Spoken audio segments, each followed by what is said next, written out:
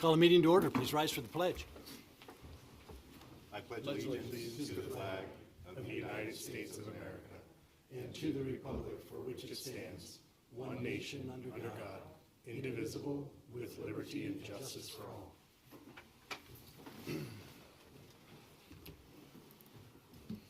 Welcome to the April 15th, 2025 Post Falls City Council meeting.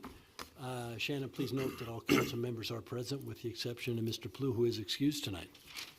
Before we start, I would like to announce there are two public hearings tonight. And if anybody wishes to testify, please fill out a form that's on the podium in the back. And she's over here now.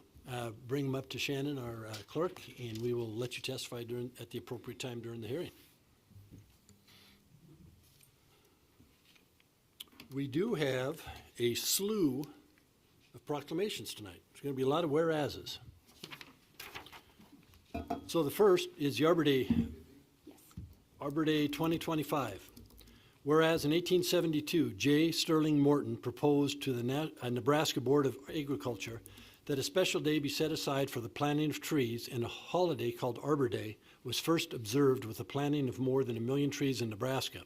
Arbor Day is now observed throughout the nation and world. Trees can reduce the erosion of our precious topsoil, lower heating and cooling costs, clean the air, produce oxygen, and provide habitat for wildlife. Trees are a renewable resource, giving us paper, wood for our homes, fuel for our fires, and countless wood products. Trees in our city increase property values and beautify our community. Trees, wherever they are planted, are a source of joy and spiritual renewal. Now, therefore, I, Ronald G. Jacobson, Mayor of the City of Post Falls, Idaho, do hereby proclaim April 26, 2025 as Arbor Day in Post Falls, and urge all citizens to plant and care for trees to gladden the heart and promote the well-being of this and future generations.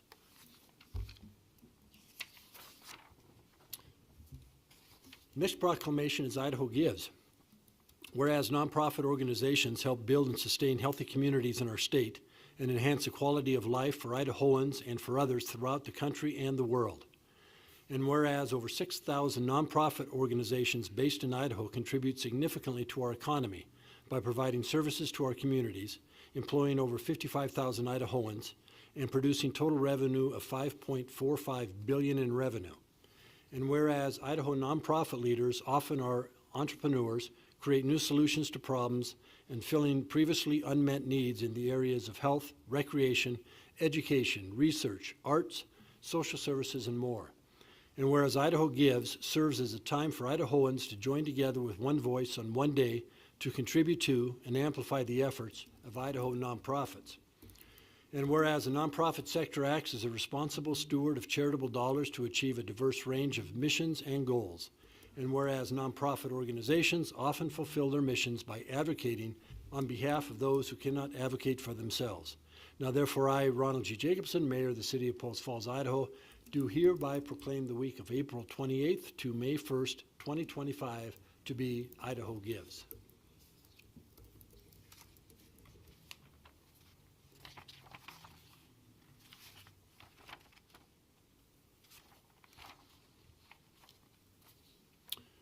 Next to our military, and we do have some folks here in the audience, so thank you for joining us tonight. In support of Post Falls military caregivers in collaboration with the Idaho's DAR and Hidden Heroes. Whereas the series of wars and conflicts in which our nation has been engaged over time since World War II has resulted in 5.5 million military and veteran caregivers who are parents, spouses, siblings, and friends, caring for those wounded, ill, or injured who have served our nation, as documented by the 2014 RAND study commissioned by the Elizabeth Dole Foundation. And whereas the daily tasks of these military and veteran caregivers can include bathing, feeding, dressing, and caring for the injuries of wounded warriors, administering medications, providing emotional support, caring for the family in the home, and working outside the home to earn essential income. And whereas the nation provides multifaceted support to our wounded, ill, and injured veterans and serve members through public, private, and philanthropic resources, but their caregivers receive little support or acknowledgement. And whereas most military and veteran caregivers consider the challenging work they do as simply carrying out their civic and patriotic duty, without realizing that they are, in fact, caregivers and do not identify themselves as such. And whereas an alarming number of military and veteran caregivers, according to research, are suffering numerous debilitating mental, physical, and emotional effects as a result of their caregiving duties. And whereas the City of Post Falls desires to recognize and support those who are serving in these vital roles in our own community. Now therefore be it resolved that the City of Post Falls announces its support of military and veteran caregivers in our communities. That the City of Post Falls seeks to identify military and veteran caregivers residing in our communities and determine the unique challenges they face. That the City of Post Falls will work to ensure that our government, organizations, employers, and nonprofits are aware of the unique challenges of military and veteran caregivers and are encouraged to create supportive environments and opportunities for assistance. That the City of Post Falls encourages all who care for and support veterans and service members to extend that support to their caregivers. The City of Post Falls uses the Elizabeth Dole Foundation's Military Caregiver Experience Map to understand the state of the military caregiver journey and use it as a tool to encourage community understanding and support. That the City of Post Falls shall work in concert with the Idaho State Society, Daughters of the American Revolution, to express these tasks, thereby ensuring Idaho's military caregivers are identified, acknowledged for their service, and supported wherever possible. And the last proclamation is Military Child Month. Whereas April is a month of the military child, an opportunity to recognize military children for their resilient spirits, personal sacrifices, strong character, and courage. And whereas military children are part of the strength of our nation as they support and encourage their service members with fierce patriotic spirit. And whereas these children are a source of pride for the great state of Idaho and to us all, and it is only fitting that we take time to recognize their contributions. And whereas military children continue to make significant contributions to family, community, and their nation as they endure prolonged and repeated absences of one or both parents. And whereas a month-long salute will recognize that military children serve too, and citizens of Idaho will be afforded the opportunity to don the color purple every Friday of April in support of these children. Now therefore, I, Ronald G. Jacobson, Mayor of the City of Post Falls, Idaho, do hereby proclaim April 2025 to be the month of the military child in the City of Post Falls. And again, folks, thanks for showing up tonight. I'm sorry? Can we get a picture with you? Sure.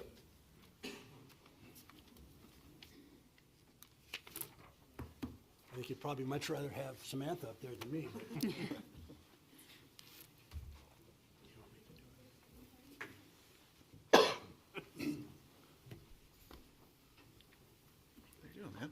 See it.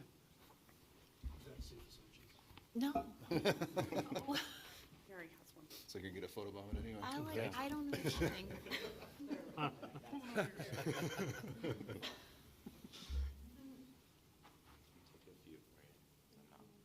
in the pictures. Yes, I guess it's chopped liver here, you know. right, yeah. We're fine. We're fine. I'll pass this time. Yeah.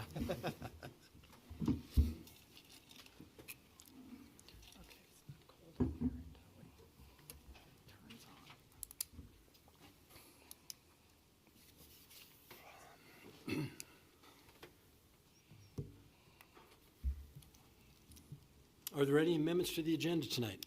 We have another item. We're still at the appointment. I'm sorry? We have an appointment. Oh, thank you, thank you. I read through it, forgot item E. The appointment of Devon Braithwaite to the Parks and Recreation Commission. There's an explanation in the packet. And Park and Recreation Commission has at times had difficulty fielding quorum. And there was an ad hoc committee that was not really a formal committee that has been dissolved, but we're appointing a member to the Park and Recreation Commission. So, Council, I'd ask for confirmation. I would move to approve the appointment of Devon Braithwaite to the Parks and Recreation Commission. Second. Motion and seconds, further discussion. Roll call, please. Davis. Aye. Ziegler. Aye. Ziegler. Aye. Westland. Aye. Malloy. Aye. Motion passed. I think that was a combination of the two. It is. Gotta wait for that extra syllable. It We have to is. go first names. Big Ziegler. Now, are there any amendments to the agenda? Yes, tonight, sir, we need to remove under item 6B, AmeriCorps grant. This program has been put on hold by the federal government as of today, and so we will not receive the 10 individuals for this program. Okay. Do we need a motion to amend it, just remove? Just remove. Okay. And I'm going to back up a step, because not only did I forget the appointment, but I do see I have some announcements to make. City of Post Falls has received the Distinguished Budget Presentation Award from the Government Finance Officers Association for the 11th consecutive year.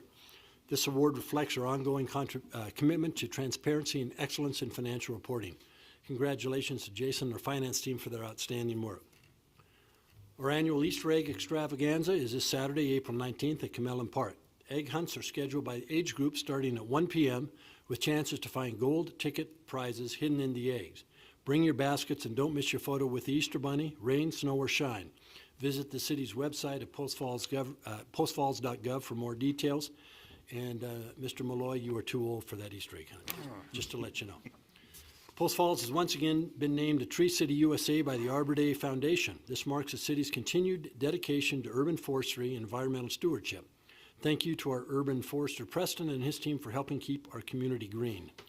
To celebrate Arbor Day, the city is hosting an Arbor Day celebration at Tullamore Park from 8 a.m. to 12 p.m. What's the date? I don't see a date on that. Any idea?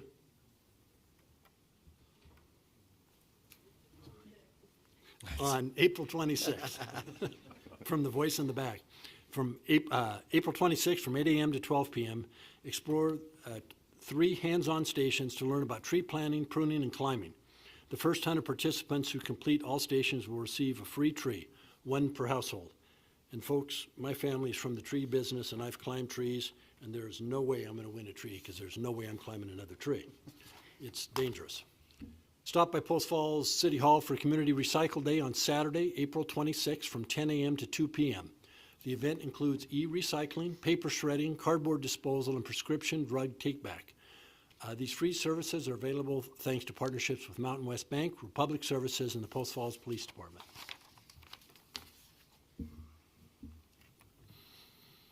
Now, are there any declarations of conflict? None. Would you please present the consent calendar? Item A is minutes from the April 1st, 2025 City Council meeting. Item B is minutes, April 4th, 2025 Special City Council meeting. Item C is accounts payables for March 21st through April 4th, 2025. Item D is the February cash and investments. Item E is playground purchase for Warren Field Park.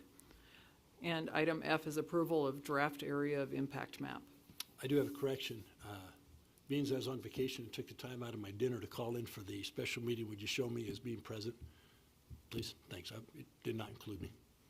Any other questions on consent calendar? Entertain a motion. I'll move to approve the consent calendar as presented with the amendment to the minutes of the special council meeting as requested by Mayor Jacobson. Second. Motion second. Further discussion. Roll call, please. Ziegler, Aye. Westland, Aye. Stigleader, Aye. Malloy, Aye. Davis, Aye. Motion passes. Thank you. Now are the public hearings, and the first is the Briner annexation, file number ANNX-24-7, and I will open the public hearing. Mr. Manley.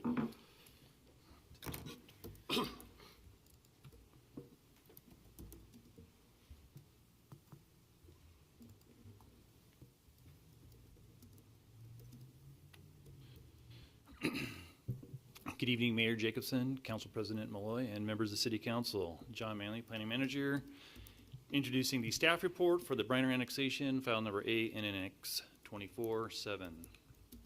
So the owner is Chris Briner, and the applicant is Dobler Engineering. The applicant is requesting City Council to approve their requested 4.63 acres and assign the single-family residential R1 zoning district to this request. The location you see here is on the southwest corner of Pole Line and McGuire, right there in that red hatched area. The surrounding zoning you see there In the city to the east there of McGuire and closely proximate is other R1 properties. To the northwest and south are county properties and county zoning. I did add here a map a little bit to the northeast. There is some R1S on the northeast part of that rail corridor running in this direction. Further to the south, you do have some industrial properties and commercial properties adjacent to Celti's Way. Currently on this site is a single family use and it's over the Rathdrum Prairie Aquifer. The water provider would be the East Green Acres Irrigation District. The city of Post Falls would be providing the sanitary sewer services. As far as traffic in the area, the Pole Line Avenue and McGuire Road are arterial roadways adjacent to this proposal. And with annexations, we get additional right-of-way that gets improved with development. This map here shows the site here with the in green, that's the arterial roadways that's adjacent to the proposed site.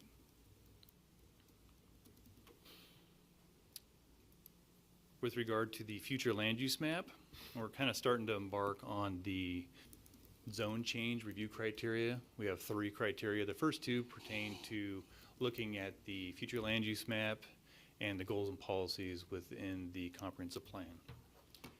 The transitional designation, the purpose of that initially and the intent with the comprehensive plan was looking at areas that more than likely would transition into the city of Post Falls or an urbanized area sometime in the future. And in this right here, it focuses on looking at the West Prairie focus area. What we do here on this slide is kind of look at how the goals and policies in the future land use map and the focus area kind of work together on the proposals. You see here the West Prairie states, it's not the only thing it states, but what's being highlighted on this presentation is mixed residential is envisioned between McGuire Road and Corbin Road with higher densities near commercial corridors and arterials. One thing to note is you do see these circles on these maps, both on the little snipping from the focus area and from the future land use map. They were intended to be eligible for a commercial node. Doesn't mean that they have to be a commercial node, but the arterial streets that I mentioned, it made it eligible because kind of the road network and where it was at. We look at the goals and policies on other proposals and to see if that makes sense, and that's kind of what we're doing tonight. So looking at goal 1, grow and sustain a balanced, resilient economy for Post Falls, providing community prosperity and fiscal health. Cited here as policy 2 as potentially facilitating that by being consistent with the future land use map, looking at the surrounding uses and compatibility, looking at the infrastructure and service plans, the future traffic patterns, and the goals and policies in the plan itself. Goal 6 may also be consistent with the future land use map potentially. Maintain and improve Post Falls transportation network on pace and in concert in the need with the plan objectives. Some policies that could be consistent with that, as particularly as policy 24 and 26. Both those policies look at getting that right of way and getting improvements and safeties for both vehicular and pedestrian movement through those corridors. Policy 33, that pertains more towards the annexation aspect of that, but once again, it's looking at the transportation plans enabling completion and preserving that continuity of circulatory patterns for roads and pedestrian ways. So they kind of all work together with that goal 6. Goal 7, plan for and establish types and quantities of land uses in Post Falls and community needs in the long-term sustainability. One here I would just point out is the policy 15, looking at future housing needs, helping serve residents of all ages, incomes, and abilities through the provisions of diverse housing types. The R1 historically has been able to provide that. Currently right now with the R1, we do hit a higher price point than maybe some of our other zones, but it is a zoning district that is desirable in the community, and it is what is adjacent on the east side of McGuire, as stated earlier. So I did want to migrate a little bit onto the annexation aspect on it. We've kind of touched on like the first 2 criteria, but what we have here is in white a little bit to the west of, let's see how first orient ourselves. The proposal's right about here, a little bit south of the E on this map. And to the west of this area that's in blue, that's the Pleasant View corridor, we have lands that are annexed in there, and we have to the east, this proposal, I went over some of the R1S and R1 zoning that's on the east side. McGuire Road is a busy road. It's getting busier and busier, and more than likely, we're going to see some additional annexations going westerly on this corridor. What I have here, and I included this in your packet, these are applications or of interest that's occurred in the past and potentially could occur in the future. So the reason why I'm bringing this forward is each one of these come up independently and you look at them in their own individual silos, it's tough for you guys as a council to see what we see as staff when they come forward. So, you know, a couple of these have been denied up on Grange and on the south. We have in blue, these are ones that we've heard rumors of coming forward. And then actually the one right here, we actually have had an application on this southern blue just recently submitted. So these are some applications we're looking at. What it does is it provides potential and opportunity for the west side of McGuire to get improved with the road improvements to make it a safer corridor for, well, like we stated earlier with some of the policies with the vehicular and pedestrian movement along that corridor. So there's those three policies. I'm going to touch base on the third one now. Did we hear anything when we sent notices out from other agencies that it potentially creating a demonstrable adverse impact on delivering services? So here's who was noticed. These are the comments received. Most of them are neutral or no impact. You see here DEQ, no environmental impact. So it doesn't seem like there's much of concern. And then Kootenai County Fire and Rescue, they would comment if it was approved at the time of permitting and development. I did propose, would show this, what the conceptual rendering they had. The P&Z did review this, and it is conditionally approved, subject to annexing and getting zoning. This subdivision here, this is the layout that they submitted with their application. It is awaiting the decision tonight. Just to give you an idea of what they're looking, you can see that the right-of-way dedication's also there, proposed there. Any questions for me on the staff report part Question, of this? Mr. Manley? Just to be clear, pole line doesn't extend past the railway to the west, correct? Or to the east, I'm sorry. You mean over here? To I'll go the back to right. this map here, I think. So yeah, pole line right here. Okay. Currently, right now, pole line takes this circuitous route through Santiam Drive that connects into near the school out there. Okay, so it's not like a thoroughfare presently. Presently, no. There is in the Transportation Master Plan entertains options of connecting pole line to the east currently.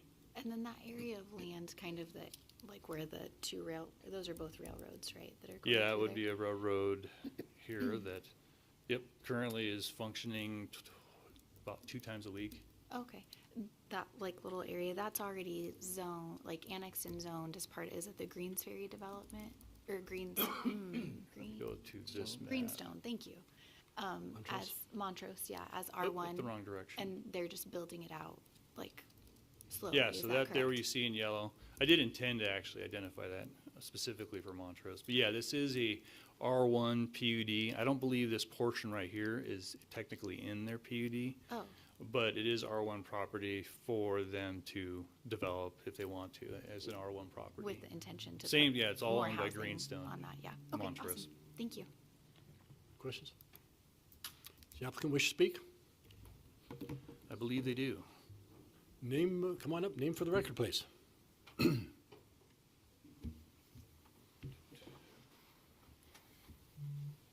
Thank you, Mayor, members of the council. Gordon Dobler with Dobler Engineering.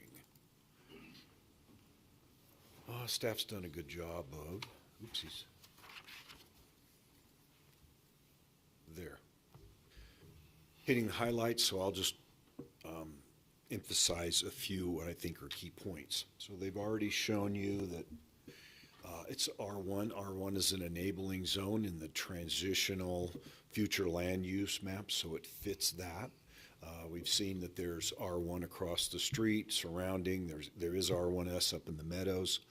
In fact, there's even R2 on the west side of McGuire further south that's been annexed and currently being developed.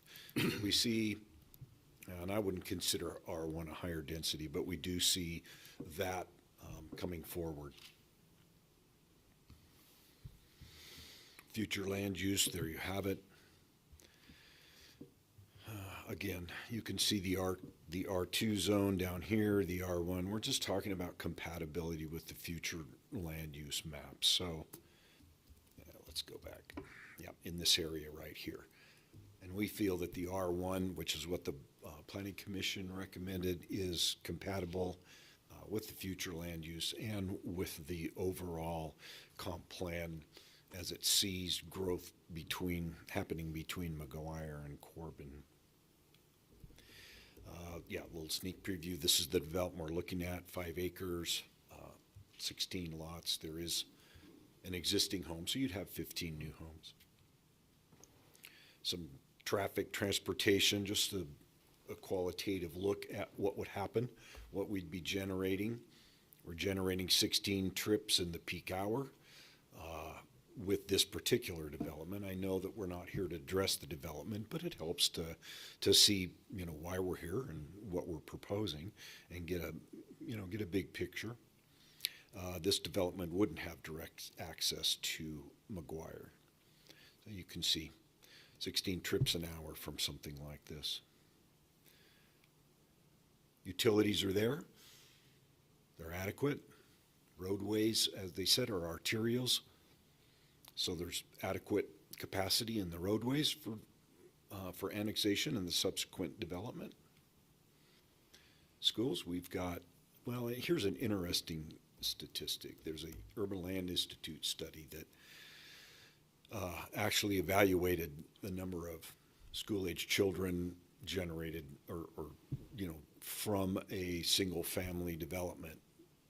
The short of it is if we use those numbers, we'd have 10 kids from this development as we propose it, going to the schools. Parks, we have parks within here's just a quick snapshot of the parks within a 3/4 mile radius. Comp plan, staff's done a good job going through those. I don't really have anything else to add to that, but I think that it's important to note that it does meet several of the comp plan goals and policies. Public services are there. Economic development, you've seen them all. Subdivision evaluation, that's not for you. Annexation and subdivision. So let me just kind of land the plane a little bit here on with a typical annexation that we're proposing. What does it bring to the table? We've already seen from the comments from the agencies that there's really not a concern of a demonstrable negative impact. Talked a little bit about the traffic. John's pointed out that we would dedicate, which is free to the city, for right-of-way for the arterials, McGuire, and pole line, as well as develop our frontage, which includes pedestrian facilities, drainage facilities, widening the roads. All of that is the cost of development. And you look at what else happens. We've got this development after each individual lot's built out. Here's just some numbers generated from your impact fees and connection fees. It would contribute $125,000 to upgrade sewer facilities, $100,000 for new parks and land facilities, $20,000 for public safety facilities. These are all your impact fees, and these are the numbers generated from this proposed development, should you choose to annex it. New street construction, $50,000. Multimodal facilities, $22,000. Fire EMS, another $22,000. That's what I'd like to say, so. Any questions, Mr. Dober? I appreciate the information about what you're planning to build. I actually think that is really helpful. You stated that they'd have direct access to McGuire. They will not. They will not. Okay, thank you. No direct access. Questions? Thank you, sir. Right, thank you. Anyone wishing to testify? I keep looking the wrong way for you, Shannon. I will figure it out.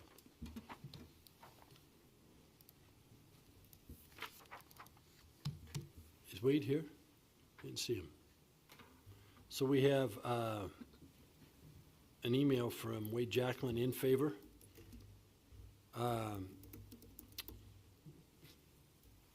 He said, I'm planning to attend the public hearing, however, may have a conflict of interest. In the event I cannot attend, I would like to submit a formal comment that I am in favor of this annexation and subdivision request. I am in favor of the Briner annexation and subdivision request. I believe that development to the west of McGuire is a great thing, and the time is perfect for it. It will improve McGuire itself, provide a good path to some additional needed residential lots in a very convenient location. With the recent annexations and development on the west side of McGuire, just south of this location, it allows for additional continuity and the ability for other developers to do the same and create the opportunity to have McGuire and the roads running west improved. It would be nice to see the corner improved there. It is also not far from the Pleasant View URD, and I think this is a positive growth opportunity for the city. And that was again from Wade Jacqueline. Mr. Dober, I don't think you're going to rebut any of that. Okay. With that, I will close the public hearing. And the first question is on the annexation. Yep. So is the annexation of the property in the best interest of the city? I'm going to argue that it is not in the best interest of the city at this time. I don't see any benefit to existing residents for annexing west of McGuire.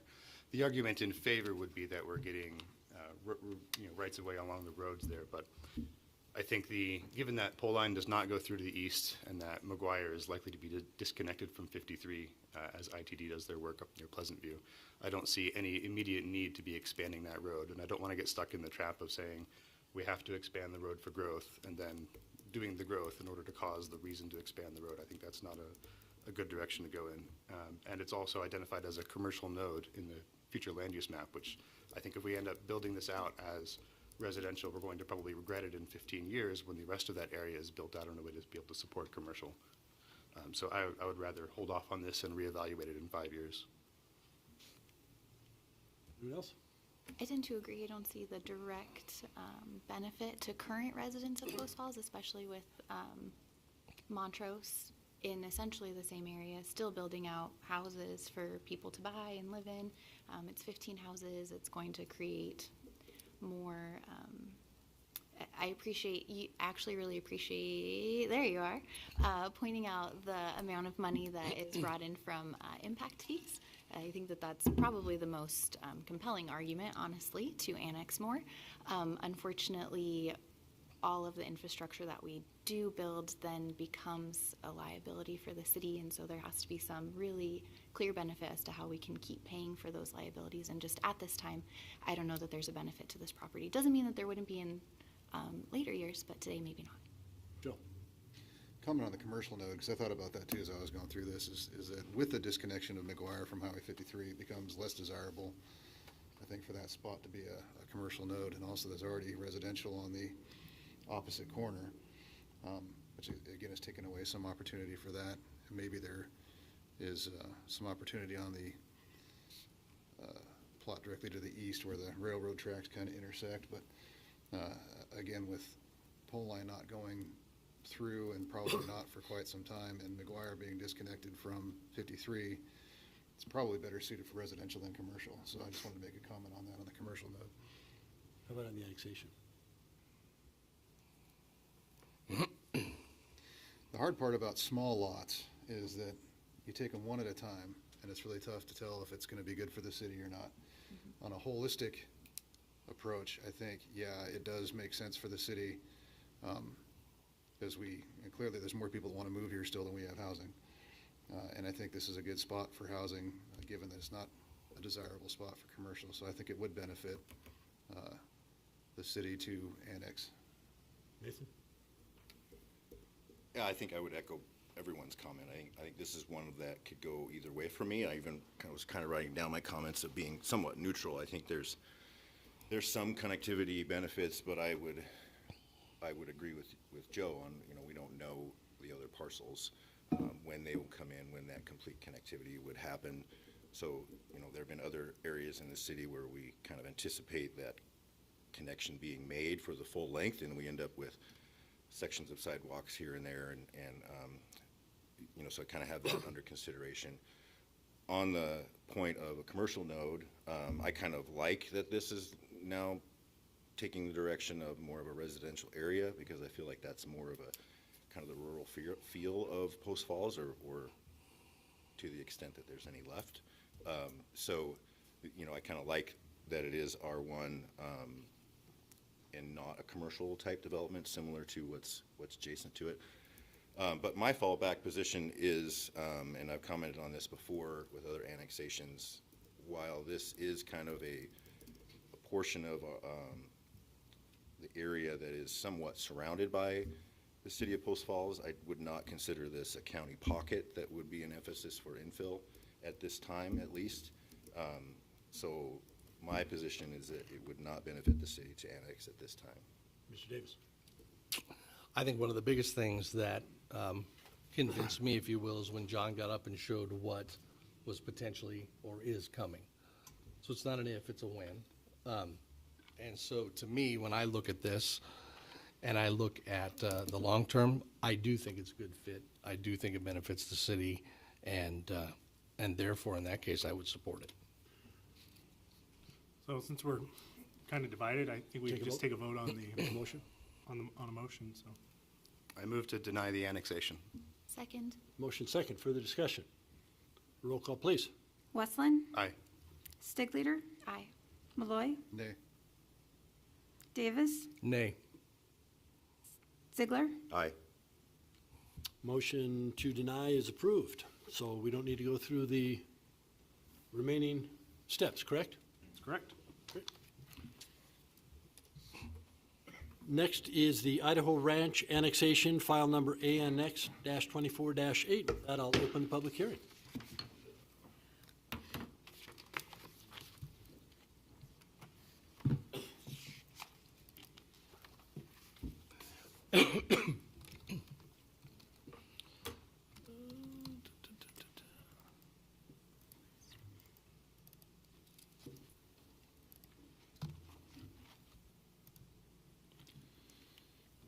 Here we go, the Idaho Ranch Annexation, case file ANX 24-8.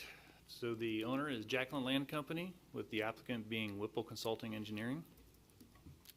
They're requesting City Council to approve 4.8 acres of their land and some additional lands that total 8.89 acres with railroad right-of-way, or City of Post Falls right-of-way, which I'll clarify through the presentation, and then assign the community commercial mixed zoning designation on these lands.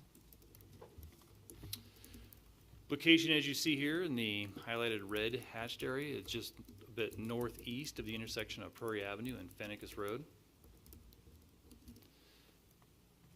The surrounding zoning in the city, just adjacent and to the northwest, is other community commercial mixed lands. To the northeast and south are larger county properties.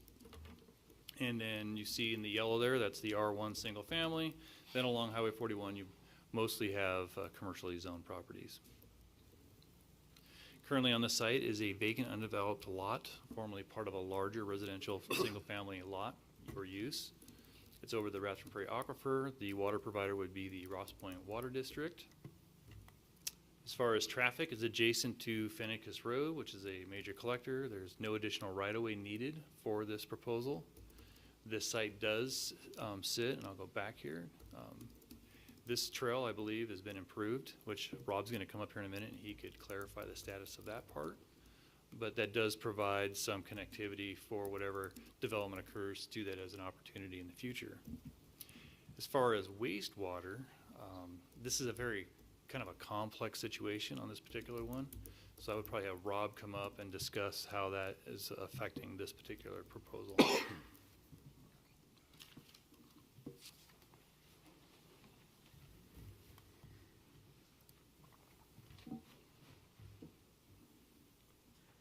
Good evening, Honorable Mayor, members of the council, Robert Paulus, City Engineer. And So for sanitary, actually, first, John had mentioned about the Prairie Trail in that area, which is part of the annexation. The Prairie Trail has been constructed within the area that the annexation would be occurring. In fact, the Prairie Trail has been constructed from approximately 300 feet northwesterly of Prairie Avenue down by Meyer Road, all the ways up to Zoros Road at this time. In terms of sanitary sewer, within the staff report, it identified that we cannot provide sanitary sewer at this time. Taking a little bit of a step back, the Jacqueline Ranch annexation, which occurred a couple of years ago, when they brought in their property, there was a portion of that plat which was north of Harvest Avenue where the lots were identified as those could not be provided sanitary sewer at this time, or at the time of their annexation and development, and that would still stand today as well. They require the same sanitary improvements that I'm going to go over with you now. When Jacqueline Ranch went in, they constructed up just north of Prairie Avenue on Fennicus Road. They put in a dry line sewer, which is the backbone for the future of where they're going to connect to the sewer and where the sewer is going to flow. That dry line sewer currently terminates on the south side of Prairie Avenue, so that when Prairie Avenue is widened, we do not need to worry about the extension of that sewer. There is a section of deep sewer that has been constructed by Architera with the Foxtail subdivision between Early Dawn Avenue and Hope Avenue, and that line will need to be extended. This area here in blue, they're currently under construction, and they have extended the sewer almost up to this point at this time. As future phases of Foxtail go in, they will continue to extend the future Meyer Avenue line up to Prairie Avenue. Here's where it gets a little bit more complicated. At the current time, everything in Foxtail, and including these future developments that are identified as not being able to connect to sewer, goes through a temporary connection to Poleline Avenue. We have some improvements that we need to do to fix the line in Poleline Avenue at Highway 41. That's anticipated for this year for construction to make those repairs. That line, when it is done being repaired, we will need to check and verify its capacity as far as how much additional capacity is in the line and how much continued growth in the areas north of Hope and then west of Fennicus Road can occur before we reach a trigger point that would require the city to construct the sewer line that you see in red along Horsehaven Avenue and then up Fennicus Road. The city is currently collecting impact fees from projects that would discharge to that line, and that is the Meyer alternative, which we collect an additional $837 per dwelling unit or service unit. We also collect from all of those properties a surcharge that goes towards the 12th Avenue force main, and that's $3,334.52 per home. A lot of information, complex, but I anticipate some questions. Questions, Rob? Yes, you said the area up there is not connected to sewer currently, so how does the school there function? So when those lands were annexed, we took a look at our service basins and what we could handle with the Highway 41 line. So the school, Peak Fitness, they represent pretty much the end of the service basin that the Highway 41 line serves. The other areas, our current sewer master plan shows a lift station up near Highway 41 and the old railroad grade. And that's where that sewer was supposed to go to, but the elevations worked that we could reduce the service basin for that lift station, and that lift station was going to dump into that dry line area anyway. So we said, let's put in the gravity line, reduce how much we have to end up pumping twice. We pump it once. Saves a little bit of money, a little bit of maintenance and operation long term. So we don't know when the Meyer alternative area is going to go in because we've got to wait until we finish the improvements, the repairs at Poleline and 41 to measure that, right? That is going to give us a gauge as to how close we are in needing it completed. When the Meyer alternative was reviewed, it was part of a study called the Northeast Quadrant Study. That study showed that the current connection point could handle pretty much everything north of Hope Avenue and west of Fennicus Road within the Foxtail subdivision, and it would then be getting close to needing to be done. The big caveats in that were the junction, which is the tech park in the northwest corner of Prairie and Highway 41. That was identified to be coming down this way. And that was one of the kind of question mark points is, right now, we have no knowledge as to when that project could move forward. There's nothing going through development stages at this time. That means there's still additional capacity in the Meyer alternative line, but I think it would be prudent where we're at now that when we get that repair done, to just double check where growth has occurred over the past 10 years, and are we still on track with what we estimate the flows to be. Okay, so it sounds like we're okay now, but as we approve annexations out there, we're going to hit a point where we've got to build more sewer line. That's going to be it looks like a long way to go. Eventually we will, yes. And that's why we're also collecting that surcharge as those parcels come online, especially in the Foxtail subdivision. It helps the city have the financial resources necessary to fulfill its portion, which is everything south of Early Dawn Avenue to Horsehaven and back to 41. You also have where this property, if it was annexed in, they would be in a position where they may end up working with the properties to the south and help fill in that gap between Hope Avenue and Prairie Avenue. The most recent information I've heard in discussions with Architera is we would anticipate sometime within the next 5 years that the sanitary sewer would be in place all the ways up to Prairie Avenue. So to simplify this, and I may have Please. missed a lot of the details on this, what you're telling us is that currently the subject property will not be serviced by sewer. Correct. So if they were annexed, there isn't much that they could do on that property unless it was in conformance with the no more than the equivalent of one dwelling unit per 5 acres of land. So if they're going to develop it, They need the sewer. they're going to need to put sewer. Correct. But what you also said that is, maybe you didn't, but correct me. As we build, your thing is tilted and it's killing me. I am so sorry. Like this. Yeah. As we build to the north to meet the subject property through, I think you said that's Foxtail, the existing plan could meet capacity. And so whatever is developed on that property might put over capacity what we are building out, even if we make it there based on what is built to the south of them. Did I get that right? Yes, I agree with you overall on Okay. that.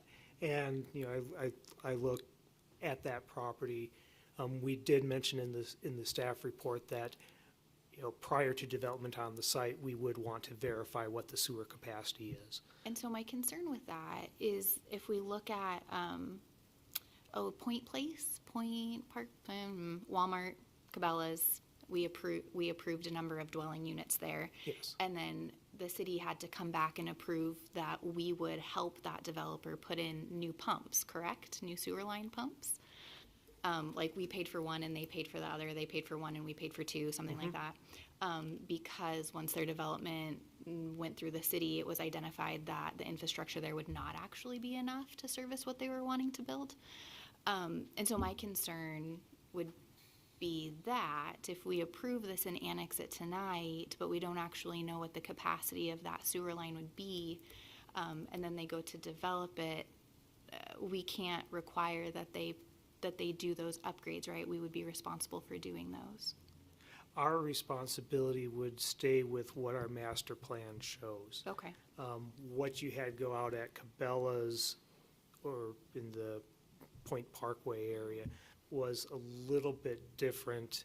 Okay. In we were already at, or our model was showing we were going to be at capacity and we were going to have to update the pumps anyway. And their development was pushing it just a little bit more. So there was a balance in there and a work together. for what they're proposing for the land use in this area, we know that this property is supposed to go into the Meyer alternative line. Okay. It's just a matter of what is the timing when we have enough funding collected to, and the flows are at the point that we trigger the need to complete the Meyer alternative line from Early Dawn Avenue down to Horse Haven and from Horse Haven to Highway 41. Okay. Okay. Can it be said that if this property is annexed and they come in with a development agreement, however they want to do it, and capacity is not there, they would not receive permits? That is correct. What we put in the staff report was we wanted to study and verify the capacity in the Pole Line Avenue line before any development on this property. Okay. Thank you. Okay. Thank you. John, you have anything else? Thanks, Rob. Go. Now you see why I didn't even try starting that. I just love the fact that you kicked the tough questions off to Rob. Good job. That's what I would do too. So here we have it, the future land use map, going on to that review criteria for assigning zoning. Future land use map, it's in transitional there as well. It's within the 41 North focus area. Looking at how the interplay is here, we have the 41 North stating the development should provide pedestrian connectivity to all multi-use paths, including the Highway 41 trail, being near the Prairie Trail, would be kind of in line with that focus area provision. Also says focus provisions for multifamily, commercial, and higher tech uses near higher classified roadways, and Prairie Avenue is not too far away, neither is Highway 41. Comprehensive goals, maintain and improve Post Falls transportation network on pace with concert with needs and objectives is one goal, along with the plan for and establish types of quantities of land uses that support community needs and long-term sustainability.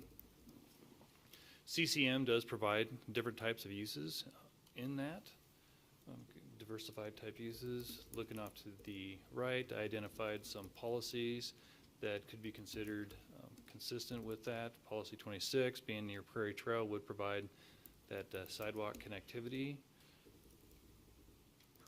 Looking at Policy 69, falls in line with that also. New development to provide pedestrian access to nearby parks, trails, and green spaces. Here's the roadway context of your proposal. The star, that's about the site. You see Fennicus Road just off to the west. And that black, that's the Prairie Trail.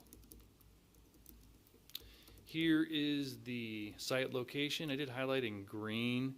This is an area that could be deemed as, you know, an area to close in and square off the city up to that rail line potentially.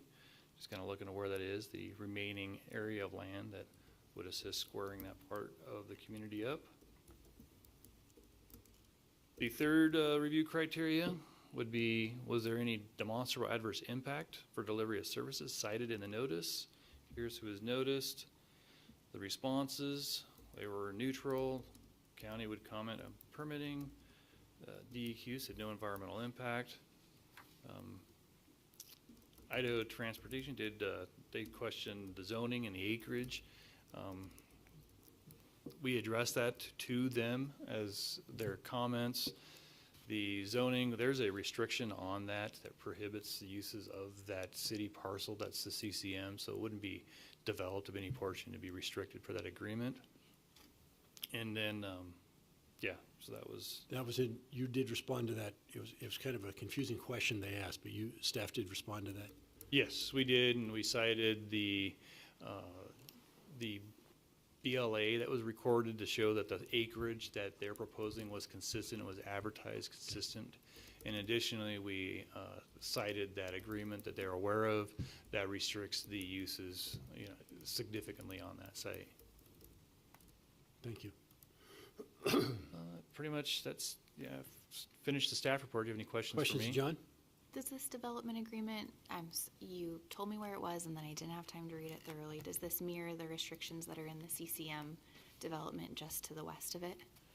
I don't believe it's an exact copy because that one there had, you know, it was a lot larger. This one here would fall to how this one is drafted is be everything that would be allowed in the CCM on that. Including residential? I don't believe that's a restriction that should be added. You're right. That is correct, if that's what you guys deemed as being Okay. applicable. I think the CCM to the west of it does have a restriction is on true. residential, is that Yep. correct? Okay. And, oh, sorry, and the Go ahead, parcel to the south is not annexed in, correct? The other little weird Yeah, when I shape, go to that map, not triangle? Sliver. Yeah. yeah, they are proposing and leaving this section south adjacent to Prairie Avenue out of their proposal. Okay, thanks. You answered all my questions. Joe? Amazing. And maybe it's just me, but what zoning are they requesting here? CCM would be, it'd be the yellow and red stripes just to the west. So they want to go CCM right It here. says R1. It says R1. Yeah, that's but what I was- First paragraph. That's that question. I saw it too, and Yeah. it was a typo. CCM. All right, thank you. Sorry, I No. missed that part. Thanks. Okay. What is the restriction in the development agreement on the land to the west exactly? So the land to the west prohibited, I believe, multifamily uses on that site. It was either multifamily or residential. I would have to look to read that, but that was the path we could copy that portion of it into this one. They would have to re-sign that agreement and bring it back, but yeah. And splitting the parcel means we're not getting right-of-way along Prairie Avenue. As you're aware, we get right-of-way dedication with lands that are being annexed, so if it's not adjacent, you would not be getting that. Any other questions? This may be a very basic question to ask, but how does this make sense? Like, we're wanting to annex a piece of land that we cannot provide services to. I can see the advantage of getting the connectivity of the Prairie Trail. That would probably be the only, maybe this is a question for the proponent, I don't know. It just doesn't seem very logical to me to, right now, annex a piece of land that we can't provide service to. You feel like it's cart before the horse? Yeah, Yeah. And we don't get the prairie. and we don't get the frontage. prairie right away. So maybe that's not a question for you, but. Yeah, I'll let you ask the applicant to address that portion of that. Kicking the can again. Oh, I'm learning. You are. You're doing a good job. great job, Mr. Manley. Applicant.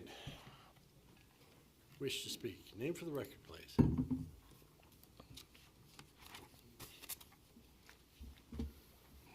Good evening. Let's see here. I should look at the screen here.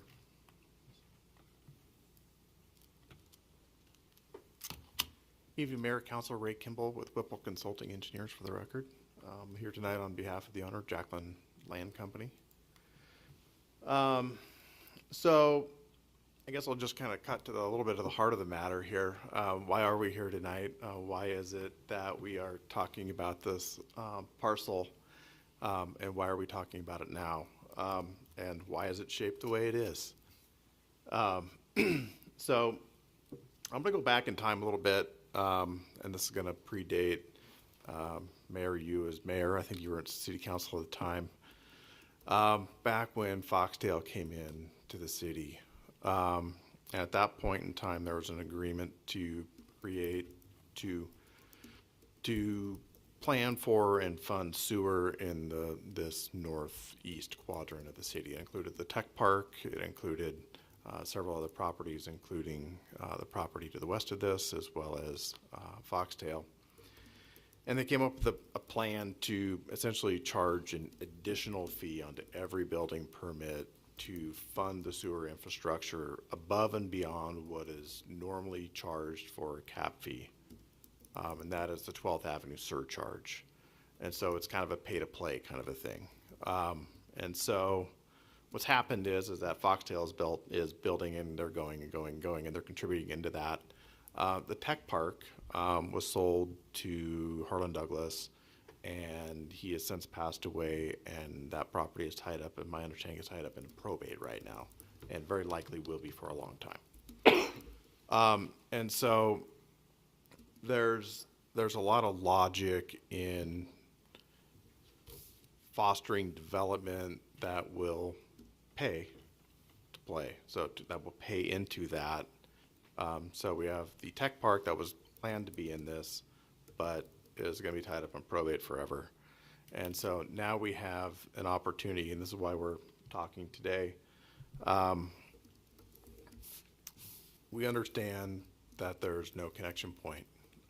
We built Fennicus, we put the deep sewer in, we purposely extended it south of the roundabout to make sure we didn't have to tear up any roundabout. And we knew that there are gaps there. We've been in conversation with Architera to talk about timing and contributions to extending and filling the gap, making sure that we do that in a timely manner, and that we do it, we understand. We have to, not every project and not every property is right there next to sewer. And most of you won't remember, but in 2002, Fieldstone, only a little bit of it on the west side had sewer, and the developer for Fieldstone had to go all the way from pole line to down to Mullen to get a mile of sewer and extend it all the way north. That's the nature of the beast. We understand that not all the time is sewer right there. We have to go and get it. And we understand that. We also understand that there are potential for capacity issues. There's always that potential. At some point in time in the future, the wastewater treatment plant could have a capacity issue and we may not get building permits. We understand that. We're planning for that. In this case, the reason for why this piece, why now? So, and why is it weirdly shaped like that? So the existing house there, the old seed farm research facility is currently occupied by a tenant. There's a lot of family history there. There's a little silo that is on this property that we're annexing, and the plan for this property is for the Jacklins to actually relocate their corporate office from where it is today in Riverbend out to this location, and to put a little bit of commercial retail in the same building and kind of just move their base of operation to what they feel is going to be a very, very vibrant part of the city. With the recent announcement of the medical facility to be built in this vicinity, it's created a lot of interest. And of course, this is the thing in the momentum that happens and gets these sewer projects moving. It gets the funding there. It produces the momentum that actually gets these projects up and going. I've been doing this quite a long time now in the city of Post Falls, and it's been my experience that when we have projects that are willing to go out and pay to extend infrastructure, that it is a benefit to the city. It's a benefit to all of the properties around it. In your workshop today, you were talking about urban renewal districts and extending sewer out to the end of the city along Pleasant View. And it's important that we remember that. So in this case, this is an extension, just bringing sewer to a property, and we have a developer and an owner and a builder who is ready to take on that responsibility. And so that's why we're here tonight. It is 4.81 acres. It is currently zoned agriculture in the county. And we are requesting a CCM zoning.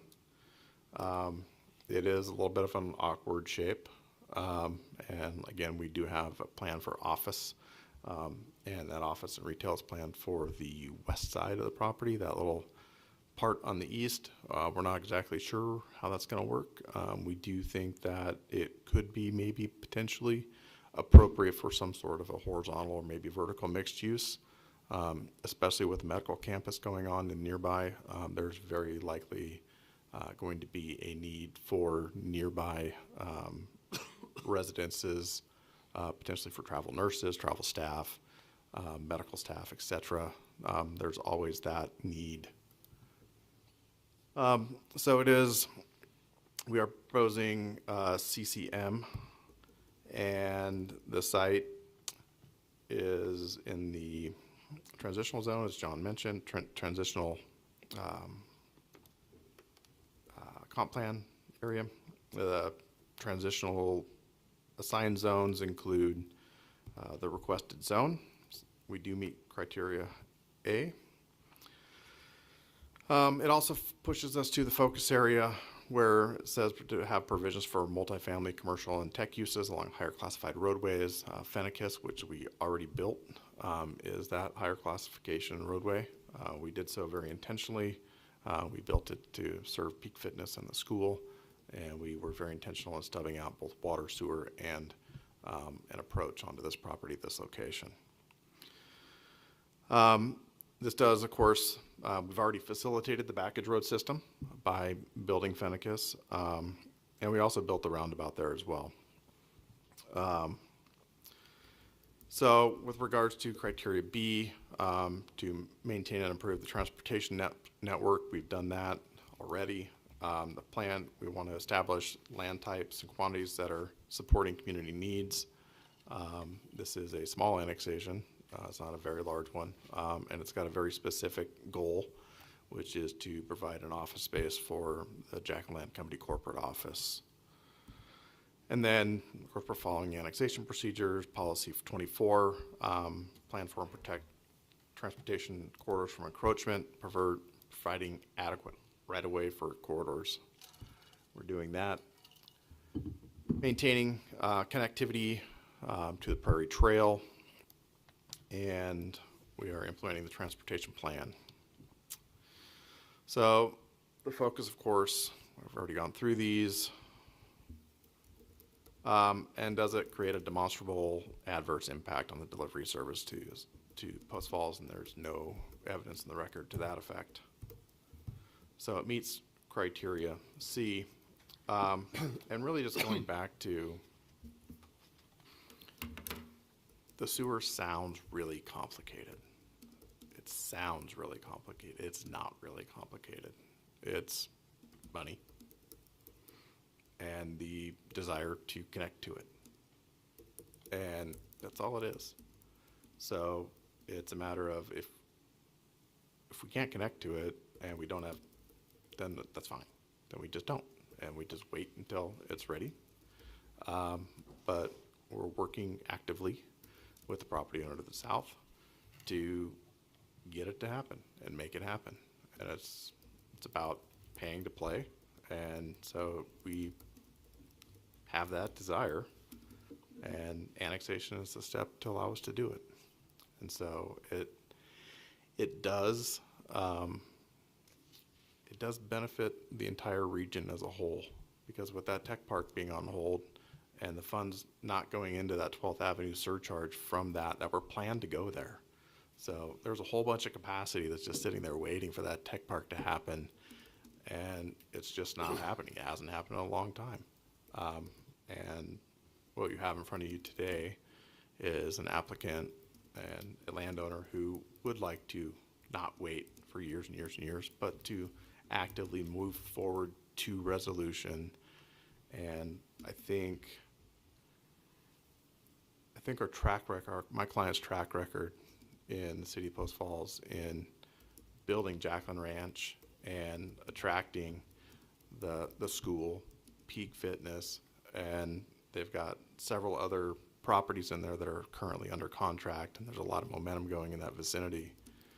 Now we believe that this is an important step, and it allows us to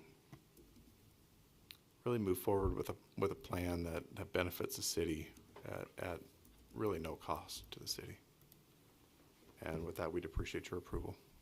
Any questions?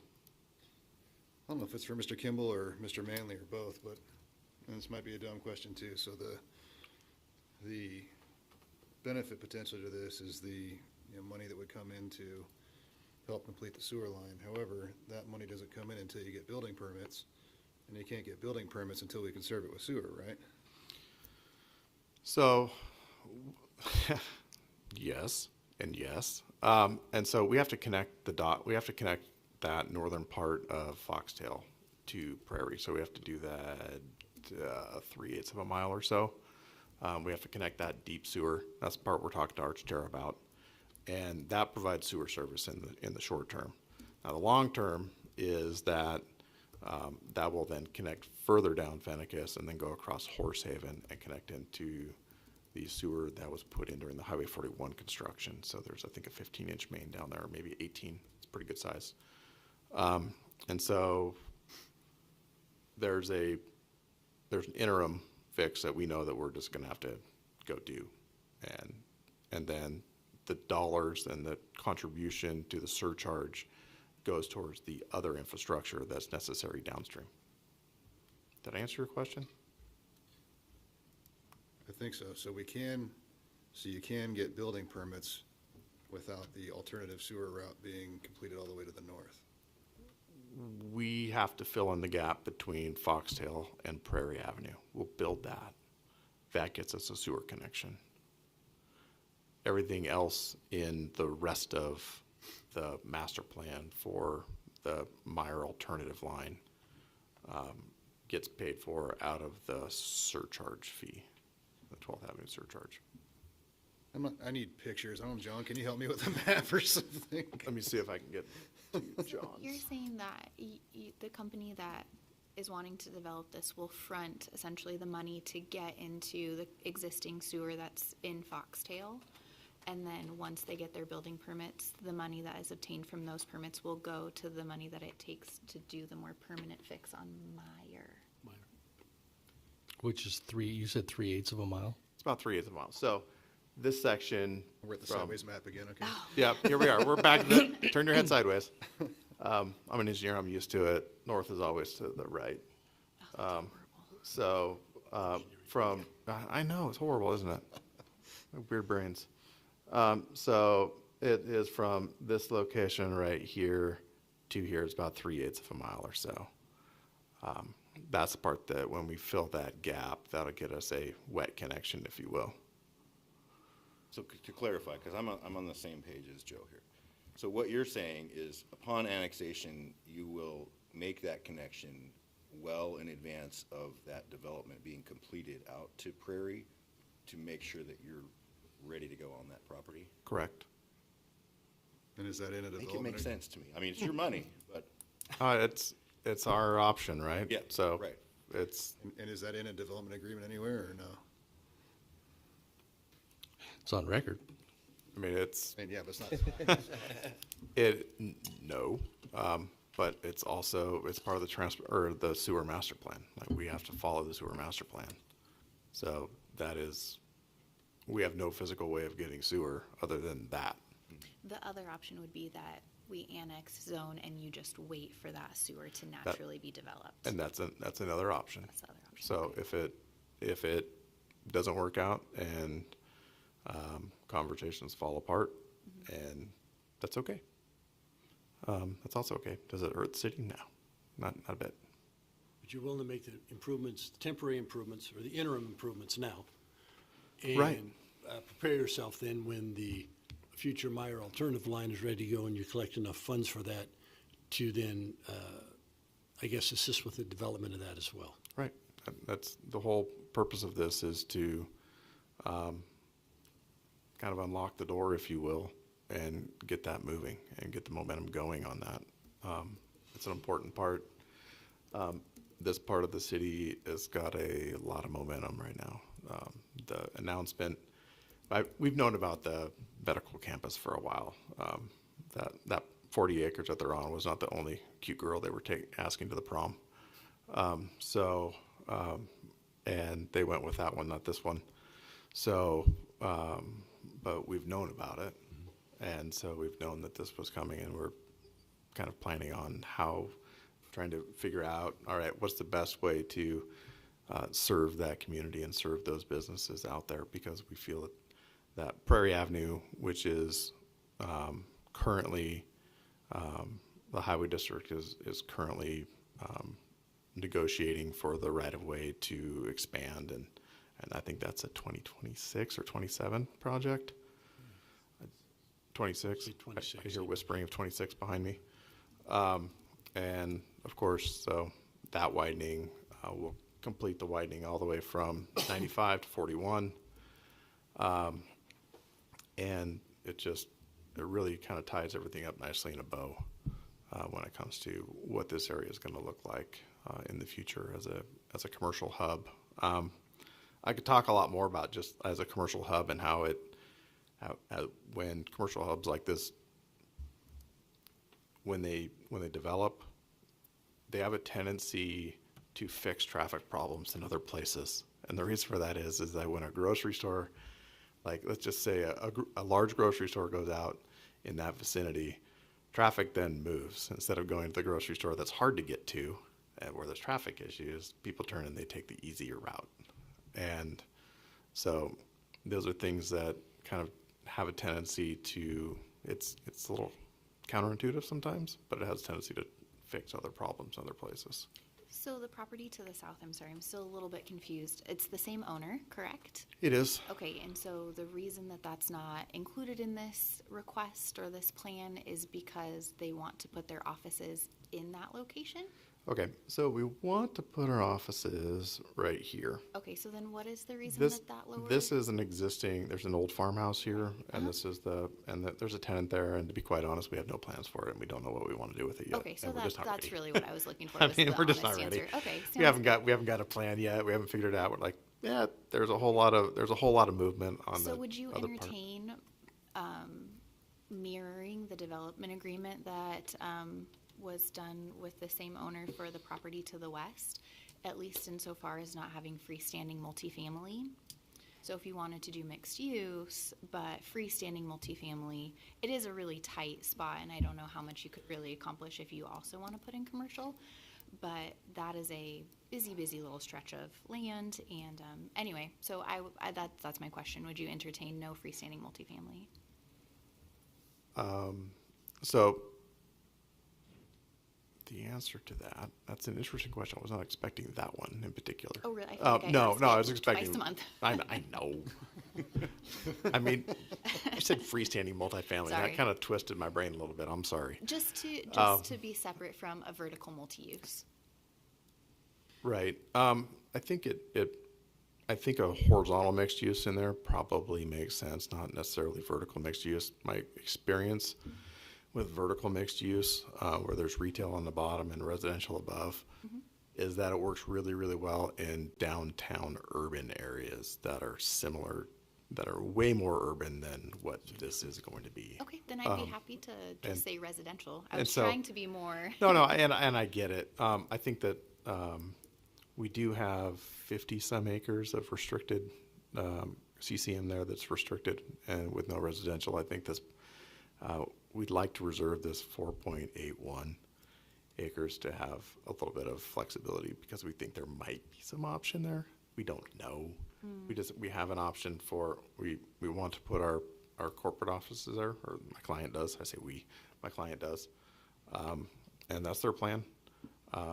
They've got that cool little silo there that they're going to feature and all that stuff. And, but that's the plan.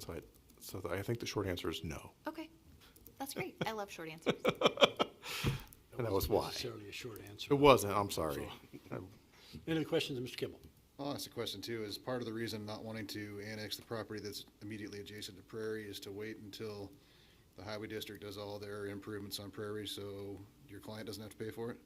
No, we're just not ready for it. It's just what we had all the land that's in all those lots across the street to the west. Those are all for sale, and they didn't want to encumber that by putting their corporate office on something that's for sale. They wanted to take advantage of that little silo and the history behind it. If you drive by it today, you'll see it says Jacqueline Ranch on. It's got a new paint job. It's got it's kind of been fancied up a little bit. And that's just the plan, is to put the corporate office there and to take advantage of that. And it's really just that simple. There's no other real thought behind it. Okay. Thanks, sir. Thank you. Jen, anyone wishing to testify?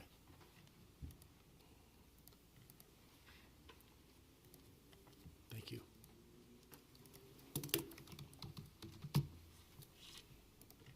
Wishing to testify in favor, Mark Hughes.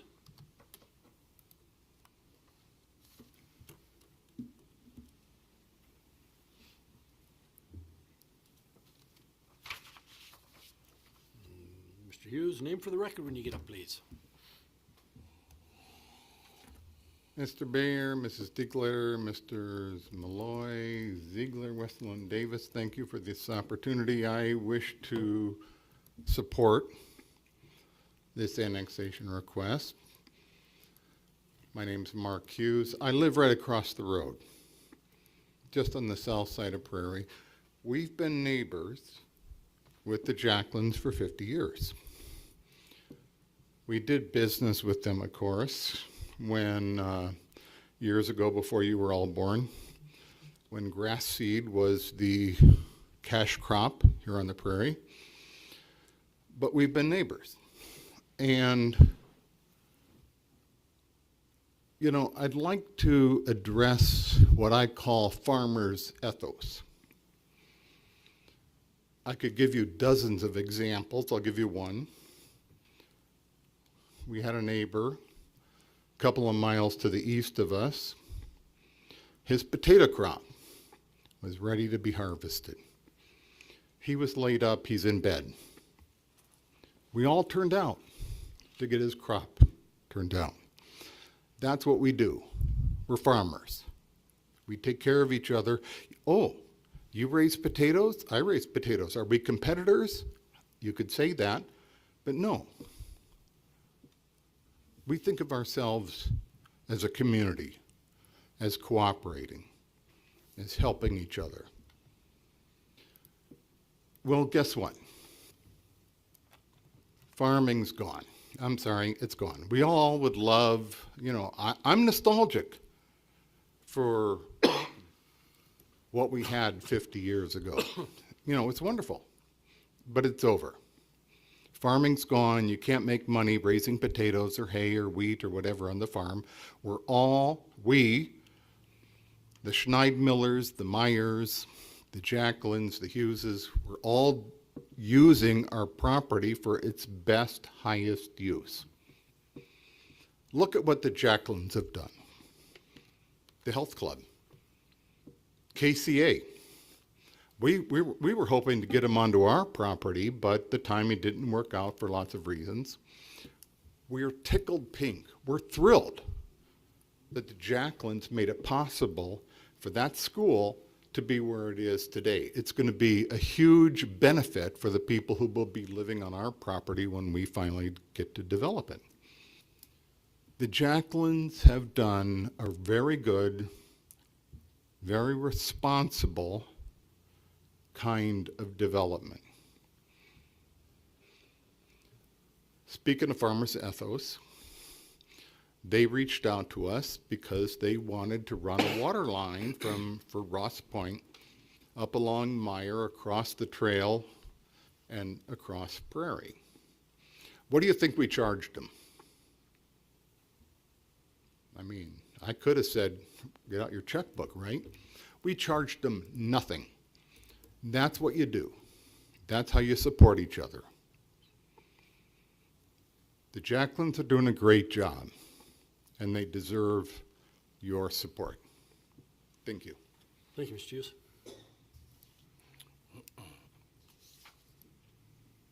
In favor, not wishing to testify, Rob Elder. Mr. Kimball, care to rebut anything that wasn't said? With that, I'll close the public hearing. First question is annexation. Right. Is the annexation of the property in the best interest of the city? I'd say to the extent that the developer is willing to put in the sewer in the meantime, would certainly be in the best interest of the city. And if it works out that they don't, they can't develop anyway, so I don't really see a harm. So I think the answer would be yes. I'm conflicted on this one because seeing the sewer lines and having unknown capacity, especially with the kind of the tech park area on hold up there, knowing that the Meyer alternative line is like, maybe we need it, maybe we don't, and we don't know when we're going to need it. As we approve more annexation out there, especially with higher intensity uses, we could put ourselves over the threshold where all of a sudden we need to build the Meyer alternative where we wouldn't otherwise have needed to build it for another 5 years or 10 years, depending on how the surrounding uses play out. So I am a little concerned about sewer capacity and approving a lot of things that haven't been built out yet before we see really what the flow is going to be. I think part of our responsibility is to have a vision, and when I look at this, I mean, I think we've seen a couple tonight that becomes a timing issue. But if you look at land use supporting community needs, I feel like this is indeed one of those, and I feel like it's only going to continue to have more impact. So I think it is in the best interest. Samantha? I mean, speechless. When has that happened yet? No, it hasn't. I don't think. This is an interesting one. I do think, like, really a lot of the benefit comes from getting the Prairie Trail, which we didn't really talk a lot about. My concern, and I maybe would throw it out to hear more comments from council as well, if we could have a discussion about it, has to do with the land use itself. I think the annexation is, I guess that's just what we're talking about right now. I think if we limited the use to something that we knew was less capacity and matched the area more, I think the annexation would benefit the city specifically for the sewer. Without limiting the use to not having high density, I see that maybe it is not presently a benefit to the city because we don't know about the capacity and what that could cause. That being said, I do actually think it's a reasonable point. There is a lot of restriction on the rest of the property to not have high density residential. So if we give the 5 acres and some change, then perhaps we don't have to concede when the rest of that piece comes. So. And with the shape of it too, there's only so much that you can There do really with it. is, Right. yeah. Yeah.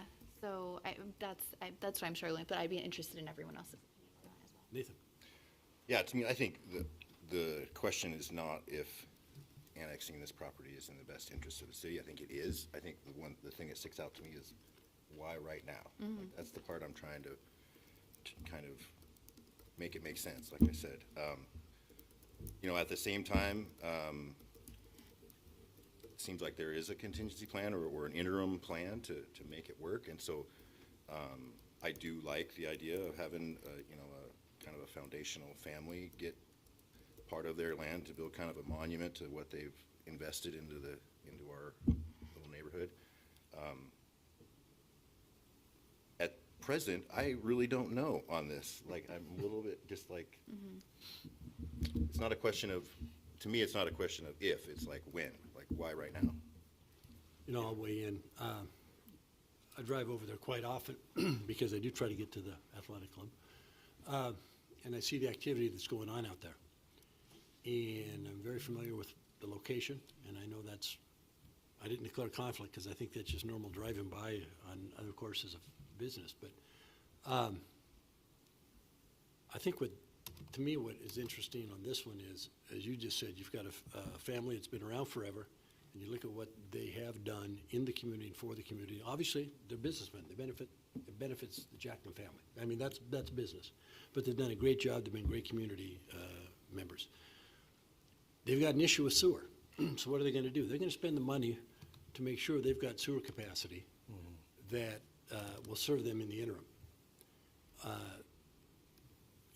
As future development comes through, you look at the development over on the tech park, or the former tech park. Are the lines there sufficient enough to handle what may occur over there? We don't know, but before anything's approved over there, it's going to have to be answered, and if it needs to be corrected, it'll be corrected. In this case, the property owners are willing to make the expenditure to connect to the sewer that is there. There is capacity there for this particular project, and with the understanding that before any of the other property comes in, they're going to have sewer capacity. And if sewer capacity is not there, they're not going to get annexation and or approval or permits. So that's just me. I'm not going to get to vote, but I think in this case, I think the annexation at this time does make sense. Watch somebody abstain, then you'll have to vote. I think there is definitely something to be said about character in the sense of we ask ourselves why are they willing to do it? The bottom line is that they are willing to do it. I think being the first in and willing to step up to the plate, see that connectivity. And again, I go back to the word vision just because what we see right now, we're scratching our head, but I think what's going to come in the next several years. Well, and it's also not speculative in my opinion. They've got a specific purpose for requesting this annexation now, and that's the relocation of the corporate office. You know, if they were saying, we want to come in and annex this, we may build X, Y, or Z, that's one thing. But, you know, they do want to relocate the corporate office, and I think that just answers the question of why now. Well, actually, I don't get to vote, so. Phil, was that lengthy enough conversation? I'd entertain a motion on the annexation portion. So would I. I would move to approve the annexation. Second. Motion second, further discussion. Roll call, please. Westland, Aye. Stigliter, Aye. Malloy, Aye. Davis, Aye. Ziegler, Aye. Motion passes, thank you. Now, next questions are, So now that we've agreed on annexation, we're moving into the zoning criteria. Is the proposed zoning district consistent with the future land use map and focus area contained in the currently adopted Post Falls Comprehensive Plan? Yes, it's Yes. transitional. Yeah.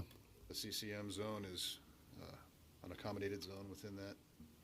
Matches the surrounding uses. I'm sorry, Matches the surrounding uses. thank you. Okay, Is the proposed zoning district consistent with the goals and policies contained in the currently adopted Post Falls Comprehensive Plan that are relevant to the area under consideration? The connection of infrastructure, particularly water and sewer, is kind of the key here, I think. Mm-hmm. The multimodal path. I was waiting for you to say the trail, yes. Match. okay. And does the proposed zoning district create a demonstrable adverse impact upon the delivery of services by any political subdivision providing services within the city? None indicated.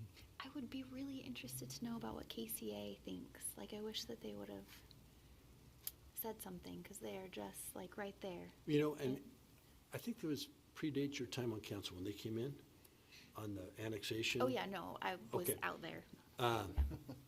They were all in favor, but I'll never forget that public hearing because none of them wanted to talk about the annexation. They all wanted to talk about the need for the school. Yeah. So, you know, when I go out there, I see their kids out there all the time, and I don't know. I would have to surmise that they would think that this is probably a pretty good fit. So we need a motion. And you want for the annexation and the zone request, correct? Already got We the do a motion? annexation. Already got that. I'm sorry, zone request. Just, What? yeah, just the zoning designation. I'd move to assign the CCM zone to this parcel. Second. Motion second. Further discussion. Roll call, please. Westland, Aye. Stigliter, Aye. Malloy, Aye. Davis, Aye. Ziegler, Aye. Motion passes. Thank you. Next item up tonight is unfinished business, returning ordinances, and we have one, and that's the adoption of the personnel policy. And we had a workshop on this at our last meeting. No additional presentation was planned. Any questions on it? Yes, let me find my paper, sorry. Go ahead. Oh, no, I'm sorry. It has to do with the salary survey. You're just kidding. Just kidding. I'd move to adopt the personnel policy. Second. Motion second. Further discussion? Roll call, please. Stigliter, Aye. Malloy, Aye. Davis, Aye. Ziegler, Aye. Westland, Motion passes. Now it's your time to shine. Yeah, great. New business. Agreement with OmniaHR to perform a salary survey. Janet. Good evening, Mayor Jacobson and members of council. Janet Best, Human Resources Director. Where's the F5? How do you? Usually up top. Right next to F4. Or F6. Oh. Oh. Okay. So we're talking tonight about the comprehensive salary survey with OmniaHR. The importance, as it says, to attract and retain talent, to ensure internal equity, and to stay competitive in the marketplace. We're having a hard time finding people. I was at a conference last week in Boise, and Boise's also experiencing the same. I think it's all over. It's really hard to compete with private firms.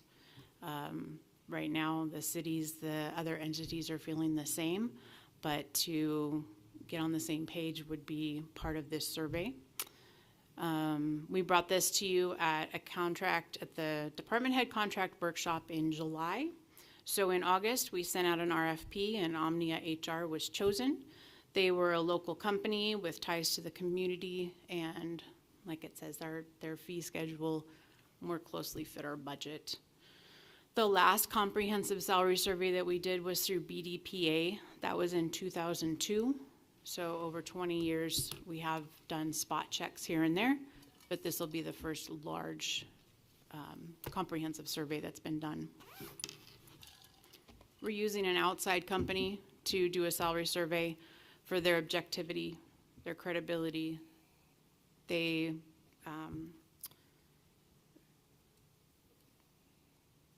was a quote that I found that I really liked. We want to avoid internal biases and perception issues.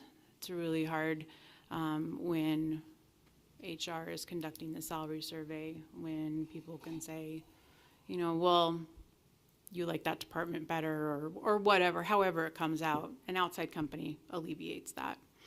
They have access to broader data. They have their own databases. They're using different databases that we would not have access to. And they'll also be comparing our job titles, our job descriptions to other people's. They won't just look at job titles. They'll look at the job description and make sure they match, and we're doing the same work. Omnia is located in Coeur d'Alene, so they're right here. They'll be able to come in and do workshops with our employees, and they won't have to travel. They'll be right here for us. Time frame is 12 to 14 weeks. After that is over, they are going to come in and do a workshop with council and go over the results. From there, staff will make recommendations to bring back to you. The total cost right now is $43,950. Quick question for you, Jen. We had a meeting with North Idaho mayors this past week, and I think salaries, employee retention is a topic for all cities, especially for some of the smaller ones. Is this something that we could share with and or ask for participation from other cities to try to lessen the financial burden on the city of Post Falls? I would have to check with Omnia on that. Sometimes those results are confidential, and it's through just the city and the Omnia, but I could ask. It would seem to me, you know, for example, Mayor Dan Johnson Lewison was up, and we've had quite a few conversations, and I know he's had trouble finding people as well. But I'm just wondering if we reached out, if council were to approve this, if we reached out to some of the other cities, and then went back out to Omnia and see if they, you know, they may charge us more, obviously. Sure. But if that overall cost was shared, that might be something to consider. Just a thought. Definitely, yeah. Samantha, you had questions? I do. So when we say salary, are we talking like total compensation, including benefits? No benefits, just salary. Okay, so after reviewing the personnel policy, there seemed to be like a number of really great employee perks here. It seems like the city does a good job to take care of our employees that perhaps aren't seen out in the private sector. Some of the incentive pays that are listed in there, I've never seen anywhere else. So I'm curious if I think that we should look at it as a total package. I think that we can pay well, or we can have great benefits, but I think that it is not fair to the taxpayer to burden them to have the employees of the city, generally speaking, be paid salaries that are, I mean, we approved an 8% increase in salary last year, which is far and above, I think, what anyone in the private sector saw.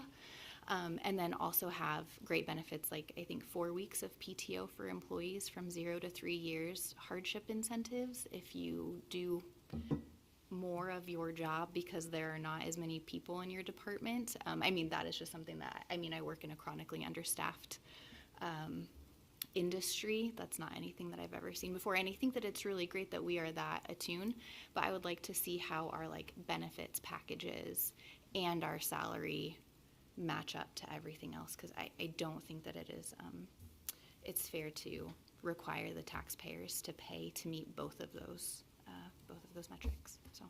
Can Omnia do that? I can ask. I can look into it. Yeah, I can talk to Omnia and see if we can add that. I think that's a good idea. When you have generous benefits like you do in government employment, you've got to make sure that's factored in and comparing total comp and not just salary. Sure. And I also really like the mayor's idea of partnering with other cities on this, because while some of the analysis they do for us is going to be specific, a lot of the background research of finding other cities and kind of collating all of that data would be something that would be very easily shared, I think, with other similar cities in the region. So that would be a good cost-saving measure to it.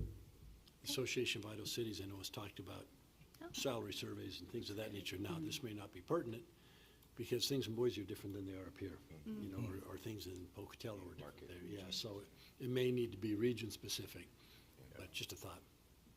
Okay. We could sell the data to Coeur d'Alene for $50,000. Yeah. I'm all for it. I have a question, and I think it follows both, sorry to interrupt you. No, go ahead. Please. Go ahead and we'll come back. Both Samantha and Randy's question on, could you clarify kind of the goal? Are we, as a government entity, trying to match the private sector in our overall compensation, or is it in just the salary, you know, the base? Because, you know, my understanding of government employment, and maybe I'm wrong, and you can help me with this, is that what it lacks in like dollar amount, it makes up for in other things. And so I think that entire package concept is very relevant in that. I'm very up to date on kind of recent trends and things like that of where our workforce is really going toward. And one of the dominant themes is that peacefulness in life is like the new payroll. People really do look for a good place to work that is consistent and solid in increasing numbers, more so than a high dollar amount, because they realize that that brings a lot of added stress too. So I think that's a real perk that we can emphasize as a city employer. You know, again, reinforcing that concept of total compensation. So to clarify, are we trying to get up to private pay, you know, kind of or a private sector salary levels, or are we just trying to see where we're at compared to other municipalities? Like Definitely not trying to compete with the private market. Okay. Trying to see where we're at amongst other cities of our size, of our region, to see where we're at with that. But definitely not to try to compete with private. Yeah, yeah. And I think, you know, I think that it's a very good point talking about regional competition as well, because we have a bit of a disadvantage being this close to a fairly large city that does have the capacity to offer more money. So again, it's more of what do we provide outside of a dollar amount that is going to enrich the life of our employees, rather than, you know, I mean, I'll take a fat paycheck, but I've been in those situations where it's extremely stressful, and you just look at yourself and say, I don't really know if this is worth it. Right. You know. Yeah, no, I agree. Joe. I think there are two important questions here that having the answers to would be useful. One is, can this be more holistic in its approach as opposed to just salaries only? Can it also look at benefits across different cities, municipalities, whatever? And two, is there anybody else in the region willing to play ball along with us and try to reduce costs for everybody? So I think I'd be inclined to table this Okay. until a later meeting. Sure. And have those questions be answered. Okay. And move forward then. Yeah. Is that appropriate? Yeah, before you make the motion though, can I go down to Ryan? Yes, oh, sorry. Yeah, no, I fully agree. I think it's important that we look at the qualm, the whole piece of it, and make sure that we're looking at the benefit package in addition. And I would think that there's got to be, even if we had two other cities that are willing to work with us, that'll give us a 2 for 3 or whatever that might look like.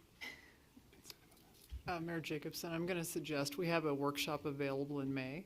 So let us as staff go back, get with Omnia, get with some of the other cities, and bring this topic with more details back in May for you to consider. We could have the workshop and even have it on the same meeting later for adoption. Okay.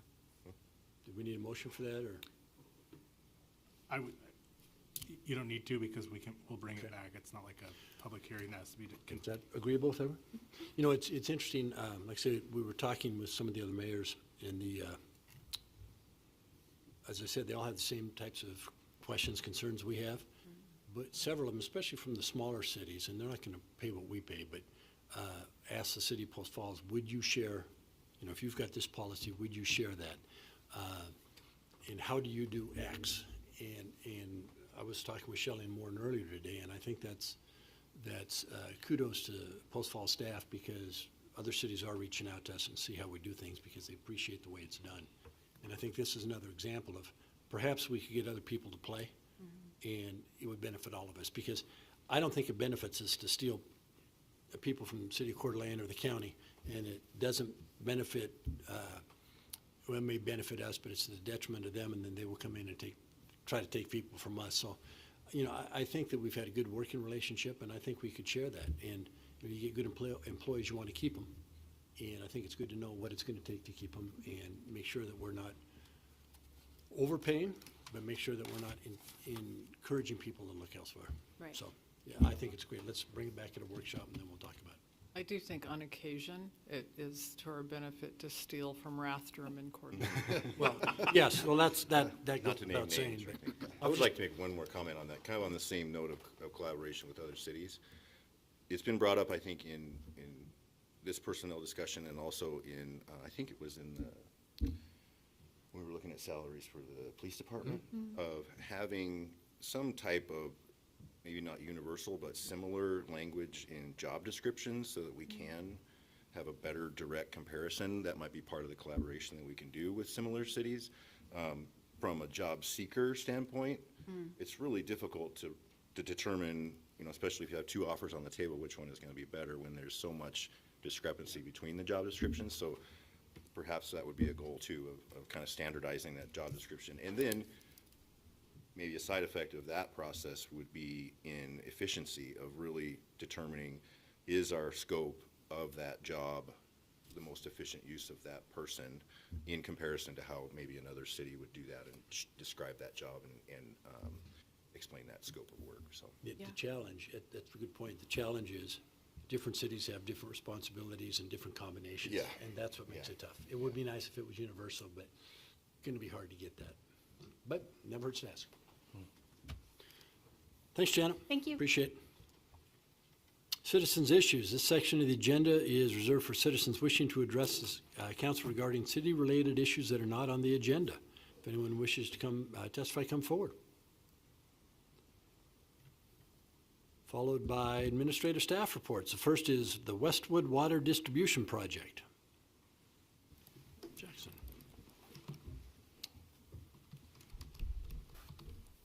Good evening, Mayor, excuse me. Good evening, Mayor, members of council. Jackson Fleshman, Project Manager, City Post Falls. You guys hear me okay?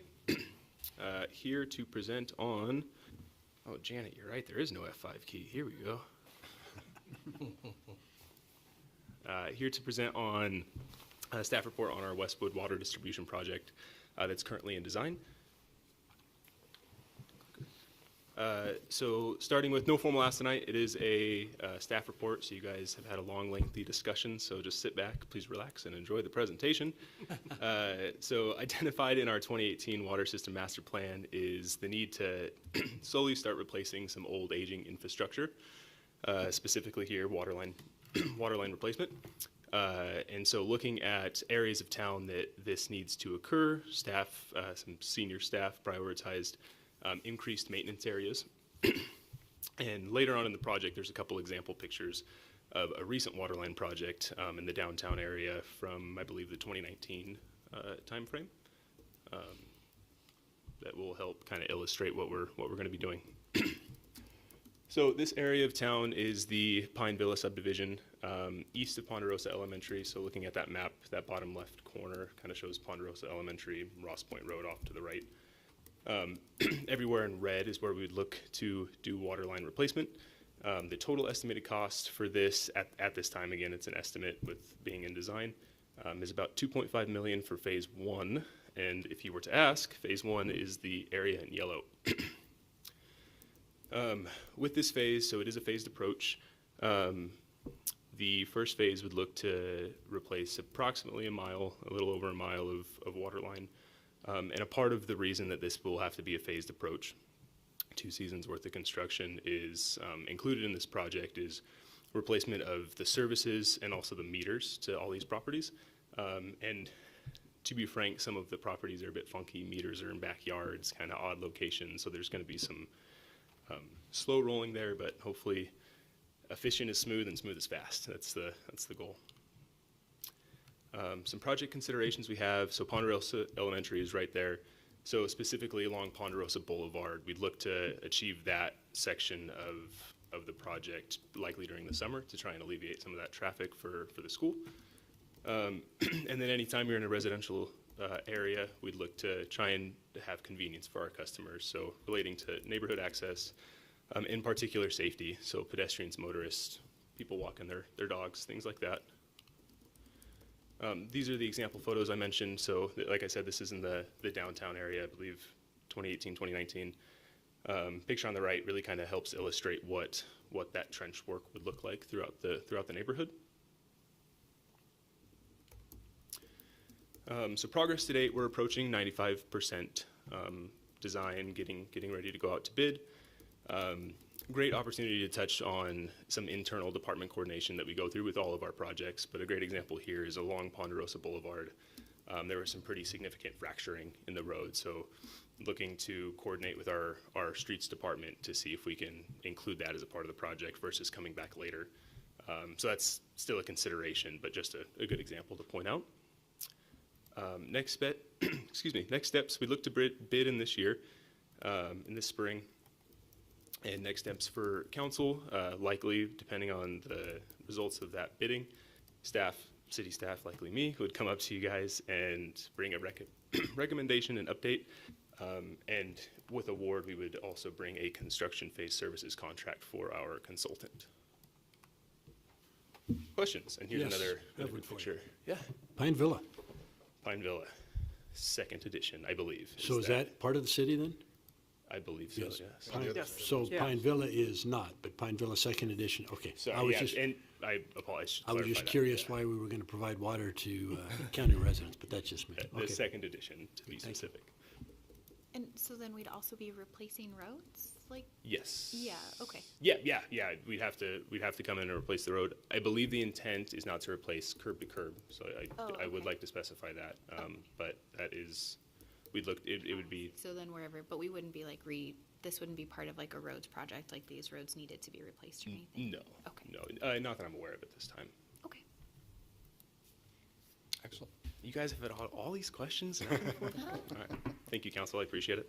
Thank you. Yes, I have a question. What is your salon budget every month? I was gonna make the comment that I was having hair envy. I'm growing it out for everyone here, and I think I'm just lucky enough to have those genetics, so. Well done. Thank you, guys. I appreciate it. I used to have a full head of hair. Next item up tonight has been removed from the agenda. So we're down to mayor and council comments and, beautiful day out there. Spring, you know what that means? That means you got kids playing in the streets. You've got kids enjoying the warm weather, not paying attention to cars. So please drive carefully, number one. Watch out for the kids. As you all know, kids are kids, they're unpredictable. And lastly, I just want to wish everybody a very happy Easter, and if you're going to go to the Easter egg hunt, participate in your own age group. But please have a happy Easter. How about council comments? Yeah, I've got something. I would like us to remove the multifamily special use permit from the commercial zones, CCS and LC. The way it's written right now, it looks like somebody can get a commercial zoning and then through special use permit, build only residential, because multifamily at R3 density and CCS is allowed by special use permit. And I know that's something that's come up at our meetings before, and Councilor Stiegleiter has raised concerns over it. And I don't think we want to go down the road of approving CCS but then tacking on not building multifamily as a condition every time. We should probably just fix what I see as kind of a workaround in the zoning ordinance. And this would still, as I understand it, would still allow building vertically integrated mixed use, because that's considered separately. This would just be a way to remove the multifamily from the CCS zone, because if you want to build multifamily, then it should be an R3 zone, and if you want to do a mixed where you've got some multifamily buildings and then some commercial buildings, that's what the commercial mixed zone is for. So I'm not really sure why we have the special use permit for multifamily in the CCS and LC zones, but I think that's something that we should probably address and that we could take care of pretty quickly. So if council supports that, I would like to propose that change and maybe get a public hearing on the calendar for next month. Well, it's already been talked about, and as, with updating the comprehensive plan, it was brought up, I don't know, probably a year or more, maybe not quite a year ago, but a commercial-only zone. And it's been suggested that maybe just take that special use permit out of CCS, that's your commercial-only zone, and you have CCM that would allow some of the vertical multifamily. So that's already being discussed as far as I understand at the staff level, so I think we just continue that discussion as we go through the. It wouldn't be a commercial-only zone, though, because it would allow ground floor commercial with residential above, which I think is a good pattern. Well, to that's use the in a lot of areas. CCM does allow for that already, so basically it kind of leaves CCS in the dust, and there's, you could just make that the commercial only, use CCM for the, anyway, there's discussions being made, but I agree with you. Yeah, I think we should address it now, because if you look at the land use map, we have a lot of undeveloped CCS zoned land. And I think if we zoned it that way with the intention of it being commercial, at least having some commercial there, we should make sure that it's not built out as purely residential on some of these before we get to the point of, 2 years from now where we're finally updating zoning definitions. That's kind of my concern.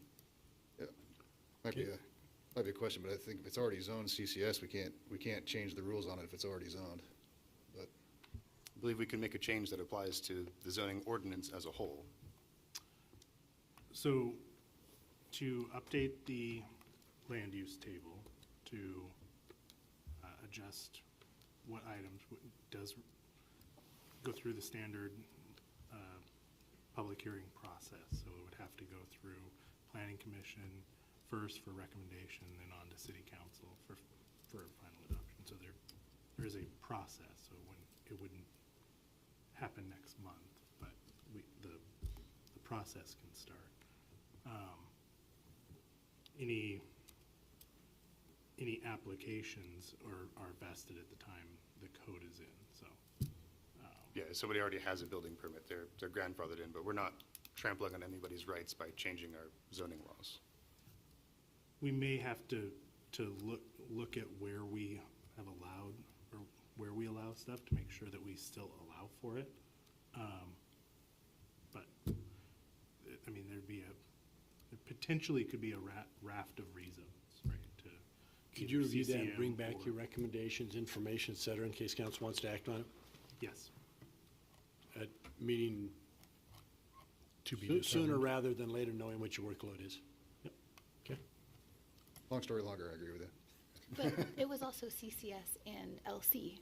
Yeah, Yeah, LC so not- also allows it at R2 densities for multifamily. Yeah, so not just CCS, LC as well. So we'd be removing the special use permit. And again, our comprehensive plan provides for it as well, so. Okay. Well, bring back your ideas, recommendations, legal advice, please. Yep. Anybody else?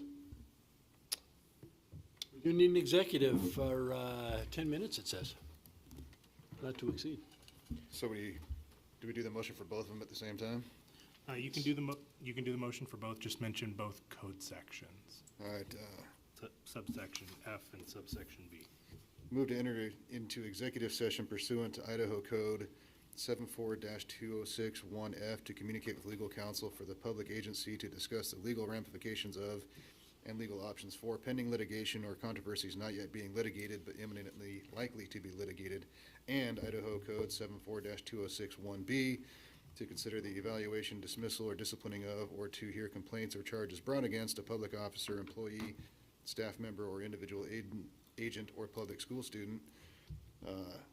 And further, that no action will be taken during the session, and the session will last approximately 10 minutes. Second. Motion second, further discussion. Roll call, please. Davis. Aye. Ziegler. Aye. Westland. Aye. Stigleader. Aye. Malloy. Aye. Which passes. We'll enter executive.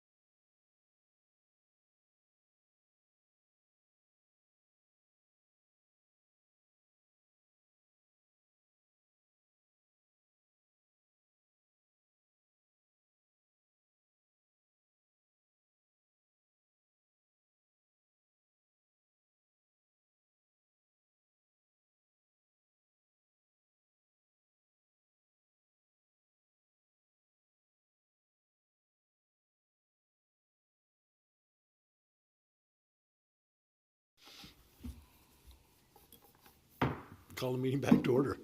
Are there any motions to come forward? Adjourn? All those in favor? Aye. Meeting adjourned.